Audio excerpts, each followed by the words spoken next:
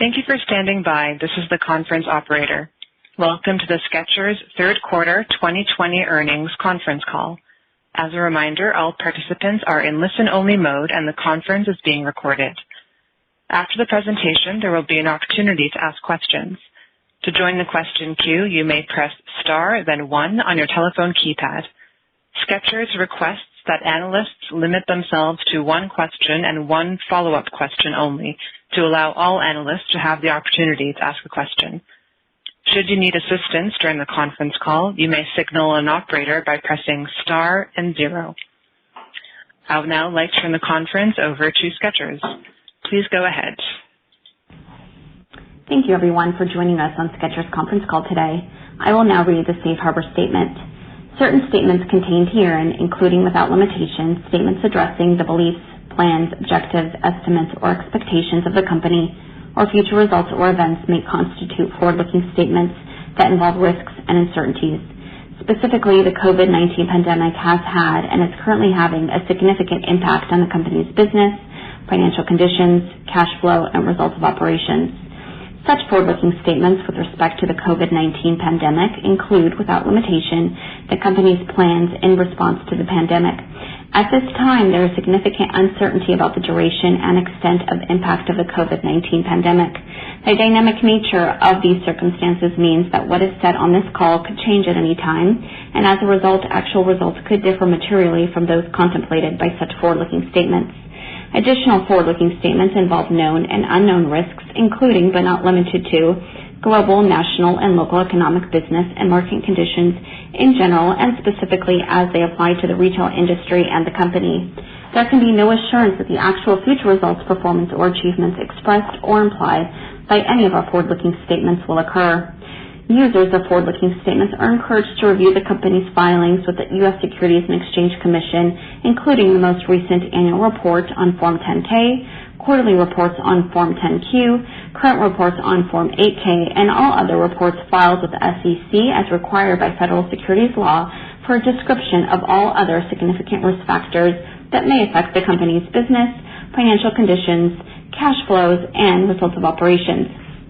With that, I would like to turn the call over to Skechers Chief Operating Officer, David Weinberg, and Chief Financial Officer, John Vandemore. David?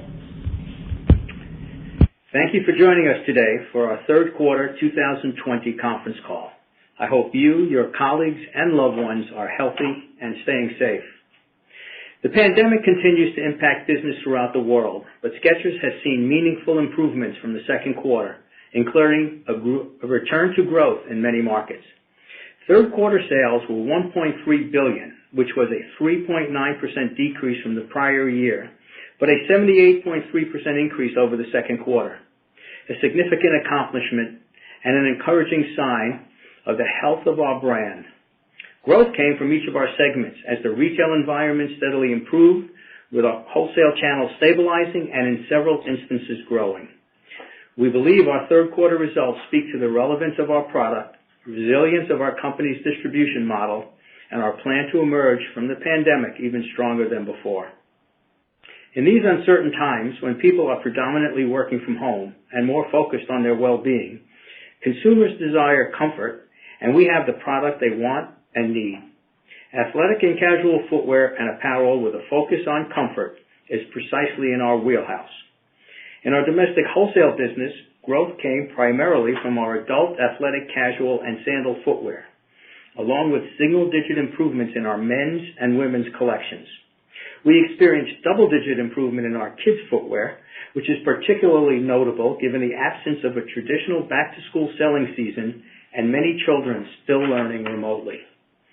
Our domestic wholesale business returned to growth in the quarter, rising 6.3%, a result of pent-up demand and the relevance of our product. We saw similar sales trends for our comfortable footwear and our other business channels, with a return to growth in many markets and quarterly improvements in our own direct-to-consumer business. The more than 3,770 Skechers stores, e-commerce sites, and availability in many of the leading retailers worldwide gave us the opportunity to fulfill demand and satisfy customers as the markets reopen. The pace of recovery has differed across geographies, but where markets are stable and open, Skechers experienced solid growth in sales. Our joint venture business was up 14%, led by an increase of 23.9% in China, where our e-commerce business was particularly strong. Our European subsidiaries were up 18.1% overall, led by fantastic growth in Germany, as well as in France and Central Eastern Europe. Our distributor business was down double digits due to ongoing store closures in several markets, including our largest distributor, which covers the Middle East. However, several markets recorded positive sales, including Australia, New Zealand, and Scandinavia, among others. By the end of the third quarter, all but a few Skechers retail locations were open, although many were operating with limited hours. In the quarter, we also opened 24 pre-COVID planned stores, including flagship locations on Rue de Rivoli, the premier shopping street in France, Oxford Circus in London, and Shinjuku in Tokyo, and 2 stores in Colombia and another 19 domestic and international locations. 1 store closed in the quarter. We plan to open several key locations in the fourth quarter, including our first in Munich and Berlin. In the third quarter, our direct-to-consumer business decreased 16.9% as consumer traffic remained challenged mostly in tourist and destination concept stores, as well as continued store closures in some markets. However, our domestic e-commerce business continued to grow significantly, even as our retail locations reopened, increasing 172.1% in the quarter. That said, we showed sequential improvement in our brick-and-mortar stores, particularly in our big box locations throughout the third quarter and from the second quarter. We continue to invest in our direct-to-consumer experience. During the quarter, we began a full-scale update to our point-of-sale system and are now connected with our e-commerce channel, allowing consumers to shop our product online and pick up in one of our more than 500 U.S. locations, either in-store or curbside. We believe these investments to fully integrate our physical and digital ecosystems into one omni-channel experience will drive sales, as shopping online has become a preference and a growing necessity for many consumers. In addition to the 24 company-owned stores, 189 new third-party Skechers stores opened around the world and 48 closed, bringing our total company-owned third-party store count to 3,770 worldwide at quarter end. To support the reopening of our business in markets around the world, we strategically heightened our advertising efforts, continuing with a digital focus while adding in-store, outdoor, and new television campaigns for our comfort footwear, including one with baseball great and World Series champion Clayton Kershaw, who played this week in custom Skechers cleats. We believe the steps we have taken to protect and improve our business to reopen stronger than ever is evident in the growth we have achieved in many markets, including most notably our domestic wholesale channel. As we strive to continue this positive trend worldwide, we are further enhancing our infrastructure as well as our digital business. Our new 1.5 million square foot China distribution center remains on track, and we are working diligently on the expansion of our North American distribution center, which we expect to be completed in the second half of 2021, bringing our facility to 2.6 million square feet.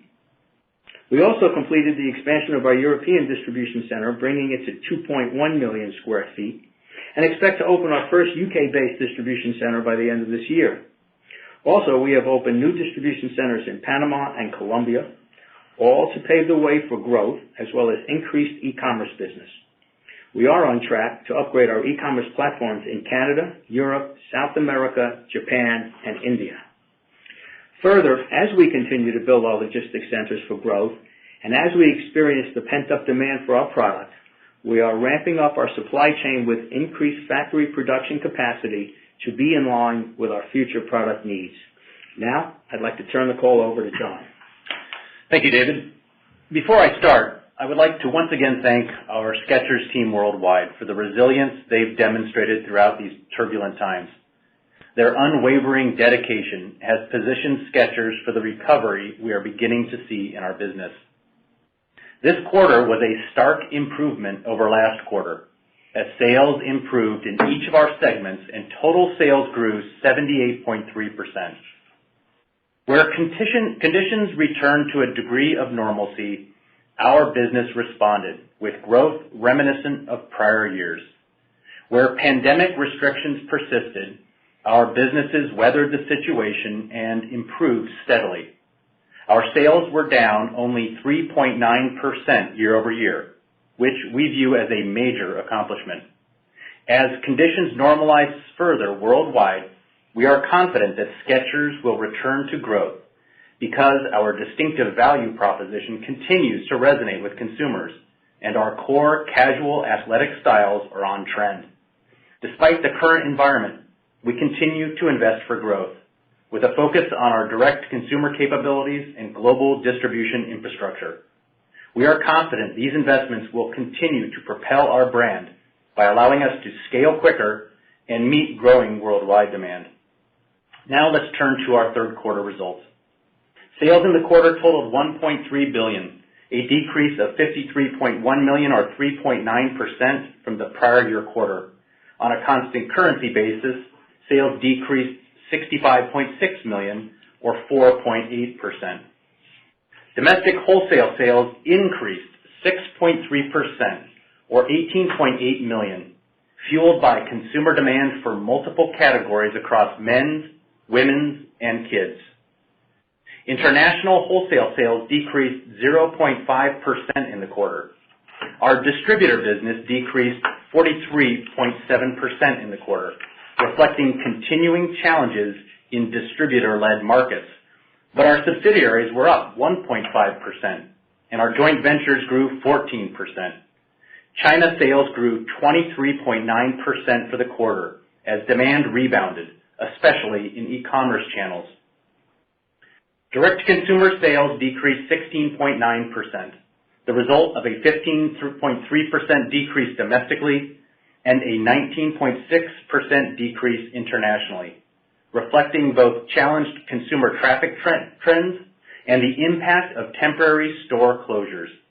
However, these results were partially offset by another robust increase in our domestic e-commerce business of 172.1%. Gross profit was $625.1 million, down $28 million compared to the prior year on lower sales volumes. Gross margin was relatively flat compared with the prior year, as increased promotional activity in our joint ventures was nearly offset by a favorable mix shift in our online and international sales. Total operating expenses increased by $24.3 million or 4.7% to $536.2 million in the quarter. Selling expenses decreased by $11.6 million or 11.9% to $85.9 million, primarily due to lower global advertising and trade show expenditures.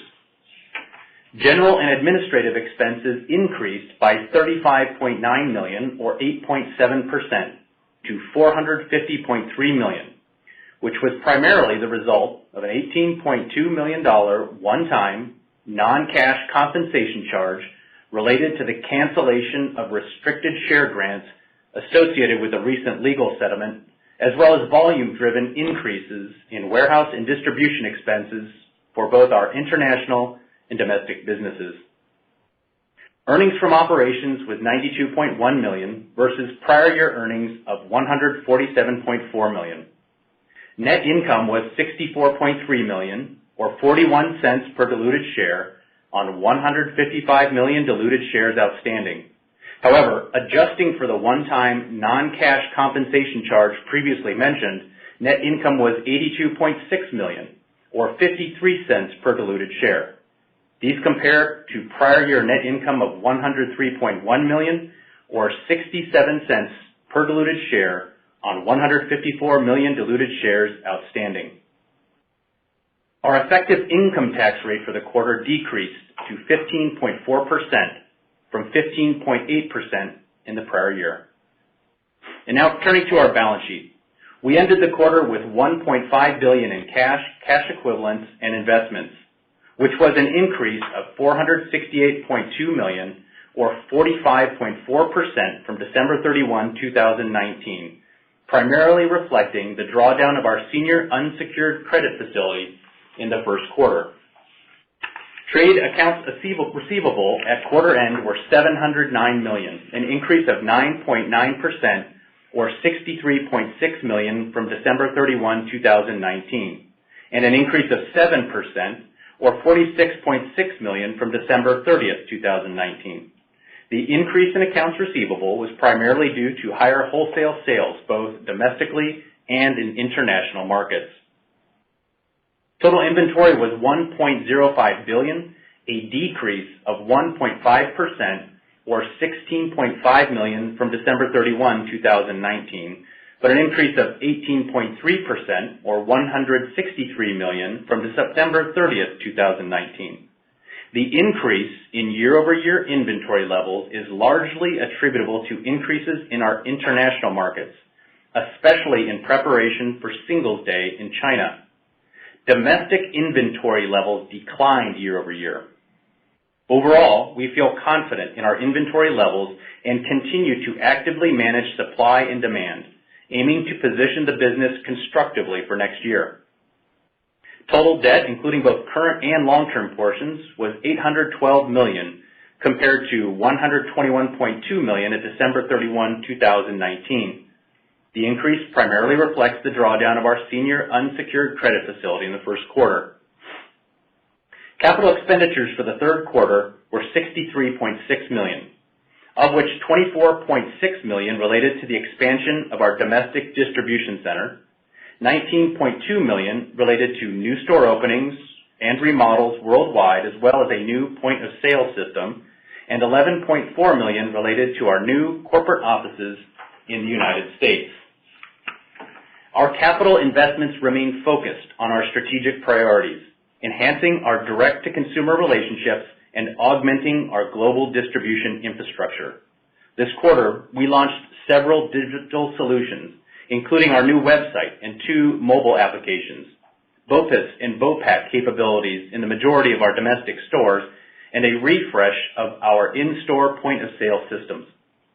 We also continue to make progress, despite the pandemic, on our new distribution center in China and expansions to our North American, South American, and European facilities.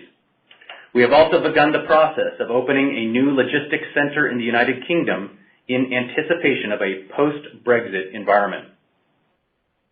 We now expect total capital expenditures for the remainder of the year to be between $100 and $125 million, inclusive of the aforementioned projects.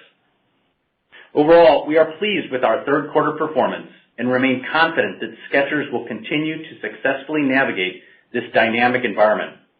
However, we will not be providing revenue and earnings guidance this quarter, as the environment remains too unpredictable to forecast reliably. And now I'll turn the call over to David for closing remarks. Thank you, John. As I discussed at the outset of this call, we are very pleased with our third quarter performance at only a 3.9% decrease from the same period last year, which was also our highest quarterly sales in our history, and our ability to remain agile and drive sales during the pandemic. We experienced meaningful improvements from the second quarter in all channels of our business, especially in our domestic wholesale, which grew mid-single digits. Additionally, our wholesale business in many other markets was up single and double digits. Our direct-to-consumer sales improved since the second quarter, and backlogs are up in many key countries, including the United States. We remain very aware of the global health crisis, yet we remain confident in our actions and the strength of our brand and business as countries reopen and consumer confidence grows. Global health crisis, yet we remain confident in our actions and the strength of our brand and business as countries reopen and consumer confidence grows. The diversity of our distribution channels, broad-based consumer demographics, and our exceptionally strong balance sheet and ample liquidity have been especially beneficial to our success during this challenging year. We believe consumers will continue to gravitate toward comfort in their lives, and our athletic casual product at a reasonable price will continue to have worldwide appeal. We see many opportunities for near and long-term growth and believe we will be in an even stronger position in the future. Now, I would like to turn the call over to the operator for questions. Thank you. We will now begin the question and answer session. Skechers requests that analysts limit themselves to one question and one follow-up question only to allow all analysts to have the opportunity to ask a question. To join the question queue, you may press star then 1 on your telephone keypad. You will hear a tone acknowledging your request. If you're using a speakerphone, please pick up your handset before pressing any keys. To withdraw your question, please press star then 2. We will pause for a moment as callers join the queue. The first question is from Jay Sole of UBS. Please go ahead. Great. Thanks so much. I want to ask about how the back-to-school business trended in the United States in the quarter and sort of how that flowed into September. Can you give us an idea of what the U.S. business was like in August and then September, and maybe just tell us if that exit rate September sort of continued into October, like how you see the business trending from there? Basically, there was no back-to-school defined season, so what we saw was more equal distribution between July, August, and September. Because of that, we had slightly lower comps in August and slightly higher comps in September, simply because the comps in August were higher. That's the traditional back-to-school. But we saw strength coming through. We closed September. The comps in September were better than the comps for the quarter or the individual month of August. So we seem to be improving, certainly on a comp basis. And our business is holding up in October as far as our retail is concerned, and as far as demand we see outside of our own retail channel. Do you think Prime Day has affected, the comp in October, or is that sort of just all, part of just the improvement that you've seen in the month? It'd be difficult to say it was based on one thing or one day. We've seen this improvement coming since we reopened basically in May and going into June. We've gotten progressively stronger, more in demand as people are more interested in buying, and as we open up more retail locations and our customers open up retail locations. And we find that around the world, so I doubt it has to do with a single day. Got it. And then maybe just one quick one on SG&A. How much did any actions you took in the quarter due to the pandemic impact SG&A specifically?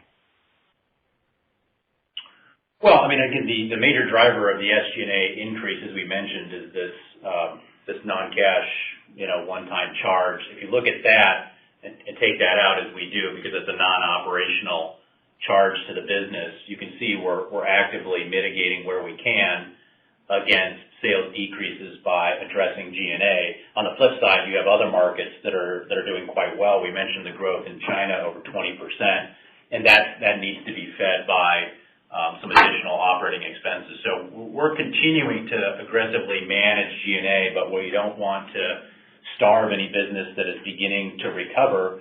And we want to make sure that in the businesses that still remain a bit challenged, in particular those that are, consumer traffic dependent in malls or in tourist opportunities, they still have the chance to operate well. So, we continue to manage it, but we don't want to starve any business that's recovering, and we want to continue to feed the recovery of the businesses that are starting to make their way back.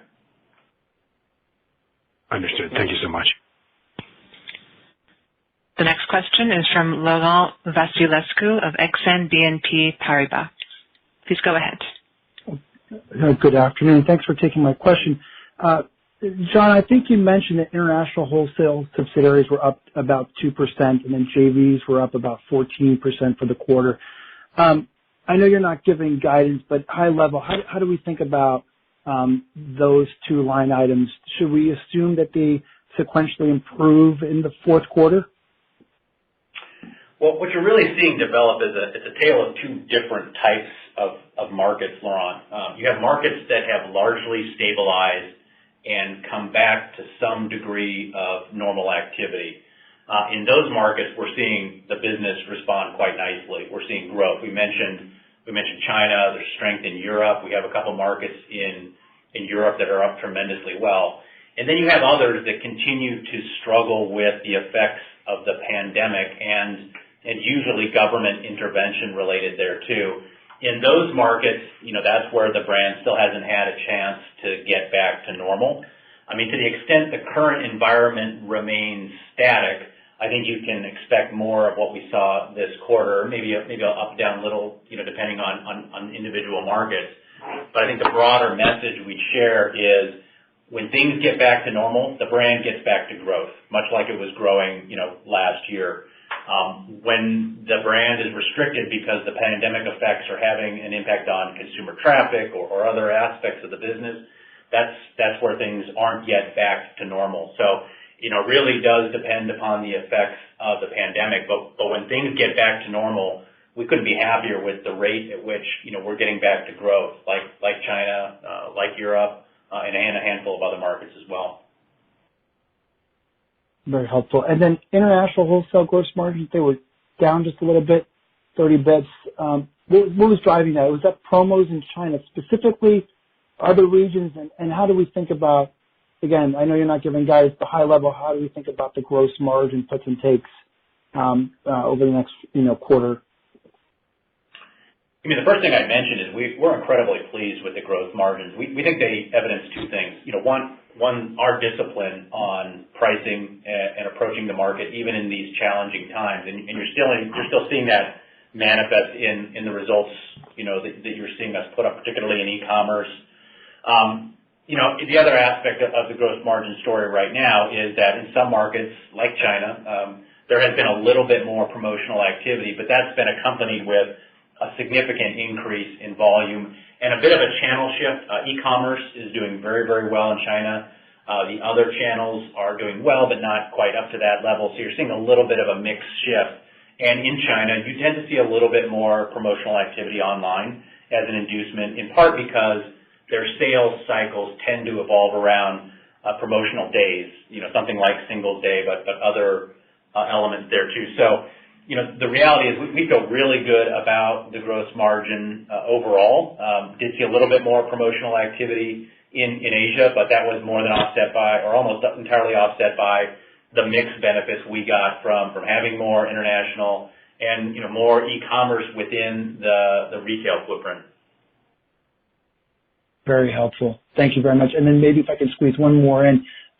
Non-competition charges, I exit out of the G&A. G&A was up about $18 million. John, was that entirely driven by this warehouse and distribution expense?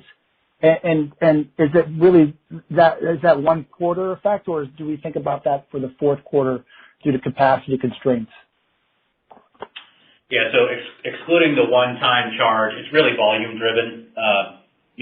Costs in G&A, and remember, we put our distribution costs into G&A, not in cost of sales like some others. So really, the best way to think about those are volume-driven changes. There's a lot of offsets working against that to minimize the volume-driven changes, but that's largely how I would think about it.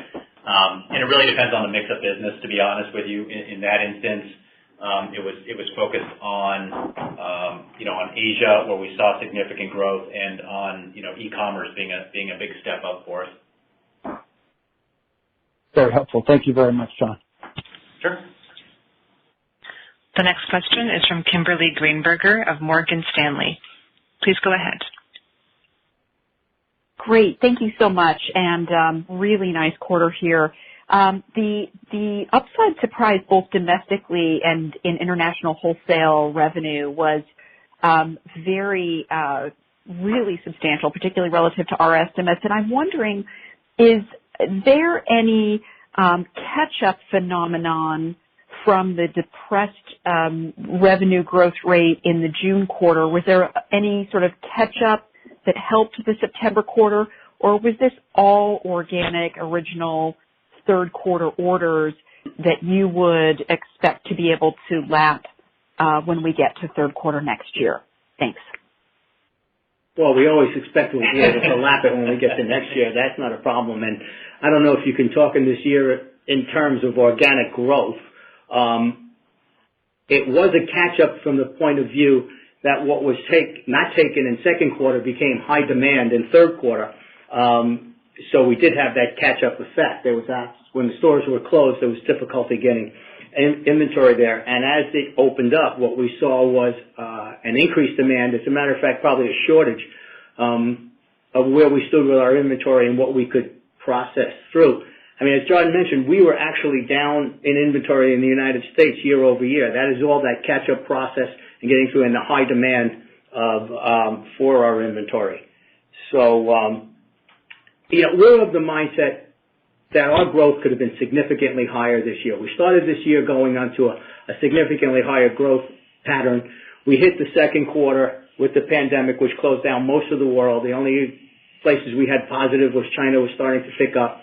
And then when the world came back, in those places that are open, and some places opened later, which is why we're still $50 million behind for the quarter, but we had great catch-up. And we do feel in those areas, and even from the question that came before, we are set up for significant growth in those places that are growing around the world for the fourth quarter as well as the third quarter. Places like China and Europe, their backlogs, their momentums indicate that we will continue to grow, and that also includes the United States. The only caveat I would put in there at this particular time, obviously, is there is resurgence of the pandemic, some in Europe, some in the U.S., but none in China, so to speak. So those are the only things to watch. We haven't seen anything yet. It's obviously just starting, but there are close downs in Europe, which is a very strong market. We do feel we'll make it up somewhere along the line as we get into Q1 because the demand has been that strong, and we're chasing dates. We're actually increasing our capacity for production in order to meet all the demand we're seeing around the world, which includes some countries that are actually down but are showing increased volume as their countries open up some. So we think we're in a positive mode that we will power through, and depending on how the pandemic goes, which is the serious question, we'll be ready for significant growth as we get into 2021. And if it's not in the first quarter, it certainly will as we continue through the year and things open up more. Great. That's excellent. And that brings me to my follow-up, which is on inventory. It sounds like you are chasing inventory here into the fourth quarter. And I'm looking at the total inventory balance. I think it's up 18%. So it looks like in aggregate, you've got inventory, but maybe it's lacking either in certain geographies. So I'm just curious, do you feel like you'll be able to get the appropriate product to the correct regions in order to feed your business, or is there some risk perhaps that inventory shortages could hold back revenue in the fourth quarter? And then in aggregate, how do you feel about the 18% growth in inventory here at the end of the quarter? Thanks so much. I think you have to look at where the inventory is. I guess the answer to the first part of the question is yes, we feel we'll be able to catch everything we see now according to demand. Of course, there's always, in our case, a possibility that demand will grow even faster and we'll still be chasing, but that would be a high-class problem to have. If you look at the inventory, some of this inventory, the reason that it's up 18%, you have to look where it is. As John said, it's in China, and it's going to Singles Day. And you have to keep in mind, as we build China through online at a faster pace than anything else, it does require carrying more inventory. Being a retailer by its design is more inventory than a wholesaler. So you have to carry more inventory per pair sold, and that's what we're starting to build. And we will start building, I think, in the U.S. as well as our stores open. So we think we're in very good shape with our inventory. We probably could use a little more, but given the uncertainty, it's better to be in the position we're in. But we certainly will have enough to get the forecast we have going into first quarter, and hopefully that will be somewhat short, and we'll continue to chase it as we go into the back half of the year. But I think everybody here is quite happy with where we sit, what we own, and what we have around the world. And rightly so. Congratulations. Thanks so much. Thank you. Thanks, Kimberly. The next question is from Omar Saad of Evercore. Please go ahead. Hey, thanks. Good afternoon. Nice job this quarter. I'd really like you guys to talk a little bit more about the wholesale channel. It obviously, I think outperformed relative to our expectations and others. Maybe you could talk about what's really driving that strength there. Is it reorders? Is it a lack of inventory? Is it their .com business, wholesale.com businesses? And how you feel about that, and how we should think about that balance between growth and wholesale, DTC, e-commerce, which obviously you're putting a lot more emphasis and resources behind these days. And then also, quickly would love to know if you're seeing any impact in your businesses anywhere around the world where you're seeing the latest resurgences or close downs. I know some markets in Europe are starting to shutter again. I'm wondering if you're seeing an effect from that or if you're largely plowing through. Thanks. Well, I'll take the first part and tell you that as far as I'm concerned, the wholesale channel, all those points you brought up were yes, yes, and yes. We have seen online, we have seen demand, we have seen growth in the inventory demand, but we don't have the impression, at least I don't, that we're catching the inventory need and that it would slow down any time in the future. The turn is still there for all our customers that are looking at, and it certainly is fill-in, it certainly is lack of product, and it certainly is the demand for our product on a very broad base here in the U.S. I think I mentioned in the last one, and John can add his, but we haven't seen anything yet in Europe. It's more an emotional thing when we talk to our people in Europe in the fear of what could happen in such a high demand area that they're in. I mean, you see something in Ireland and France, which have closed down completely. In the other countries, we haven't seen a decrease. Actually, John and I were talking this morning. It's been surprising over the last few days on continental Europe. We haven't seen any deterioration in our retail sales or comp, which we would have anticipated just from people starting to hunker down. So I'm not sure. It's too early to tell. I'm sure if they close down completely, obviously we will have significant impact. But right now it's too early. It just started. Yeah, thanks, Calvin. I would echo that, and then just reemphasize on the wholesale side. It's not like this was one or two customers. We actually saw broad improvements and broad improvements in categories. We mentioned men's, women's, and kids were up, and that's a really good sign that the product is working. Our Arch Fit product, our Max cushioning, a lot of our key product foci from that's a really good sign that the product is working. Our Arch Fit product, our Max cushioning, a lot of our key product foci for the year are really resonating with consumers, both in our own retail but also with our retail partners in wholesale, and that's showing really well in the demand that we're seeing in the wholesale channel. Thanks, John. Thanks, David. Thank you. Thanks. The next question is from Chris Svezia of Wedbush. Please go ahead. Good afternoon, gentlemen. Thanks for taking my question. Hey, Chris. And nice job. I want to ask about U.S. wholesale. So I guess, are you anticipating that you can build on the momentum that you saw in Q3? I guess more specifically, does the order book represent something that you could look at Q4 and still see some level of growth? Or is it now you sold in, you need to sell through, and then if you catch a reorder, that's what determines Q4? I'm just trying to understand, can you build on the momentum in Q3 to generate some level of growth in Q4, or is it you've got to wait and see sell through product and inventory that's sold in and you have to catch the reorders? How do I think about that? Well, right now we've sold in, and I do believe that we're checking well, so I'm sure you'll do your channel checks as you go through, but I haven't seen that there's any backup. So I would anticipate, barring, as in the last answer, any changes to the COVID environment as it is in the whole, we would anticipate more. I think more people still, even though we've grown and it's growing, creating demand with their sell-throughs, we've still created a situation where they're trying to be careful on what they order because no one knows what's going forward. So if anything, barring an increase in the COVID and closing down, which is certainly always possible, I would say they're still underbought Q4 and Q1, and we could get an additional hit for reorders for that, just as we did in Q3, because everybody was so conservative it comes out and our brand happened to perform that much better. So I'm still anticipating that it'll continue to happen and that we're selling through quite well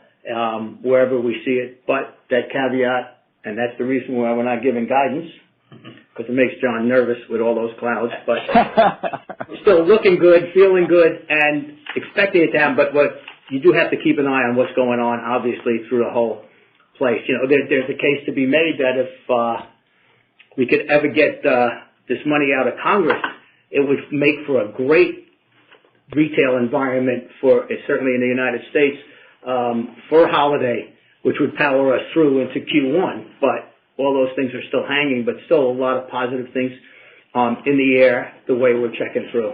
And I would just, I would also point out, Chris, because you gave us the option. I mean, remember last year Q4 was a banner quarter for us. We, over 20% top line growth. So, keep in mind that's all against the backdrop of a pretty tough comp that, as David pointed out, we feel really good about an opportunity to get the better of this quarter if the pandemic doesn't get in our way. Okay, got it. And then just on China real quick, just, I guess impressive to see the growth. I think other brands have referenced some softness that they saw within the environment there, but, I'm curious, you got big events coming up for Q4. Any reason it would slow materially from what we've seen so far?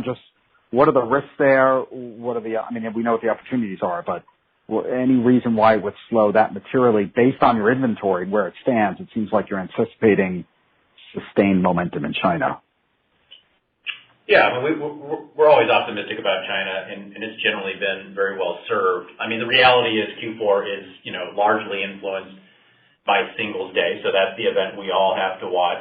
Early indications are good, but, it's an event and you have to watch it, and then closely following that you have 12/12. So generally speaking, as those two events unfold, so does China, but, certainly we're optimistic that the business can continue to perform. And based on our checks in the market, quite frankly, we see it as, one of a couple international brands performing at that level in the market. Certainly not all others are. So we're very encouraged by just the overall performance, but also the relative performance to what we're seeing in other brands.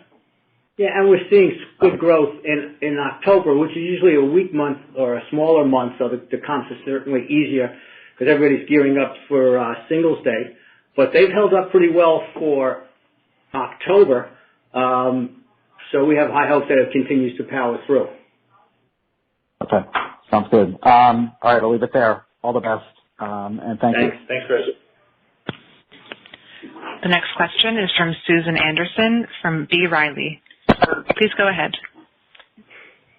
Hi, thanks for taking my question. Nice job on the quarter. I was wondering if you could talk about the retail business, a little bit more color just on kind of, I may have missed it, but what % of the fleet's now open and I guess running on constrained hours? And then also, are you seeing sequential improvement there into fourth quarter? Obviously, it continues to be the weakest part of the business, but just curious, how long you think it's going to take for that to recover? Yeah, I think, a couple things to keep in mind on that question. First is when we talk about our retail estate, we're talking about a global estate. So you really have to keep in mind the makeup of that.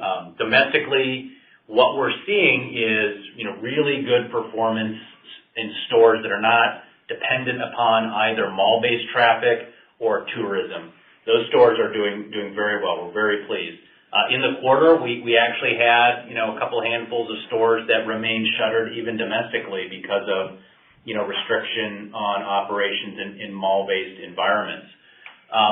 In Europe, we tended to see pretty good performance across the estate. Again, not back to normal, but very encouraging trends. But there were also parts of South America that were almost completely closed for, the majority of the quarter. So, it's really a mixed bag. I think what we're generally observing is that it continues to get better as the situation normalizes, even with some restrictions, because the vast majority of stores are still operating with some hourly restrictions. Those that are dependent upon tourism, mall-based traffic are, a little bit behind stores that are on a standalone basis. The good news for us is that we have for a while been transitioning to our big box warehouse style stores that are freestanding solutions. And those are seeing the best performance overall. So, it continues to improve, which is great. We all see the traffic trends though, so that's still a bit of a headwind. In that though, we're seeing good AURs, and we tend to think that as the situation continues to remain stable, that will continue to get better and better, each and every month. Great, that's really, really helpful. And then just to follow up on 11/11 in China, it looks like you're expecting, a pretty good day ramping up inventory there. How are you expecting this to play out? Do you think it'll be a normal 11/11 as we look over to last year, or are you expecting it to be more promotional as maybe brands fight for consumer dollars, or how are you thinking about that? I think generally, I would describe it as, optimistic, because you have seen e-commerce perform very well, in country. I would even characterize China as still being a little bit more biased towards e-commerce right now as they continue to recover from the effects of the pandemic. I think we're better prepared, quite frankly, than we've been in past years. How you manage the margin against the opportunity in the marketplace is always the big question, but based on the brand performance we've seen year to date and the lineup, we feel pretty good. But the reality is it's a pretty focused selling season, so we'll have to wait to see how things perform. But as David pointed out, early October reads have been strong. Year to date reads have been strong in e-commerce for our brand. So we're optimistic about what Singles Day can be for us. And again, don't forget 12/12 right behind that, because that's another meaningful day in the period that performs and has traditionally performed very well for us. Yeah, that's true. Okay, great. Thanks so much. Good luck next quarter. Thank you. The next question is from John Kernan of Cowen and Company. Please go ahead. Hi, guys. Congratulations on the good quarter. This is Jared Orr on for John. I was wondering if you could talk about the margin implications with e-commerce now that it's growing as fast as it is, both domestically and internationally. Yeah, generally we've been very pleased, but that probably goes in line with our overall commentary. Very pleased with our overall gross margin performance. E-commerce continues to be at an above average, retail gross margin for us. Some of that is still size and scale comparative, but it also, is an environment where we have better insight into who our consumer is and driving traffic there. It's also benefit for some of the success of our recent product introductions, in particular, our Arch Fit solution, our Max cushioning solution, and a lot of the fit solutions do very, very well there. So we continue to be very pleased by that, and we'll continue to invest behind it as a result. So is that the same domestically and internationally? Yes. All right. That's from a gross margin perspective. Is that also from an EBIT margin perspective? Yes. All right. Thank you very much. Congratulations, guys. Thanks. This concludes the question and answer session, as well as today's conference call. You may disconnect your lines. Thank you for participating and have a pleasant day.